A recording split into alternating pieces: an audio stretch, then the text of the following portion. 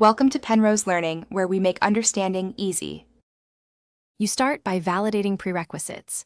Make sure you are a project owner or have the explicit project deleter role so permissions won't block you. Once that's confirmed, pause or snapshot running resources and take note of the linked billing account and enabled APIs. Next, open the Google Cloud Console and go directly to IAM and admin settings for the project you want to remove. This puts you in the right place to initiate deletion without wasted setup steps. Now execute the deletion. First, disable billing by unlinking the billing account so charges stop.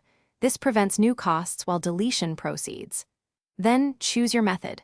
Click Delete Project in the console settings or run the command gcloud project's delete project ID in Cloud SDK for automation.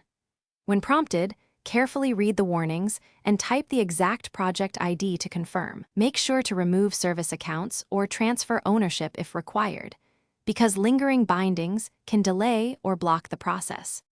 Finish by verifying the project status. It moves to delete requested and is typically recoverable for about 30 days if you change your mind.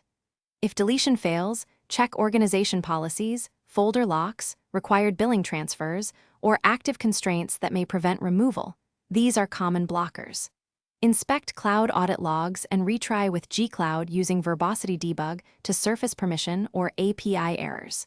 If you hit a stuck state, contact your organization admin to remove policy locks and then reattempt deletion. Thanks for watching. If this was helpful, leave a like and consider subscribing. See you next time.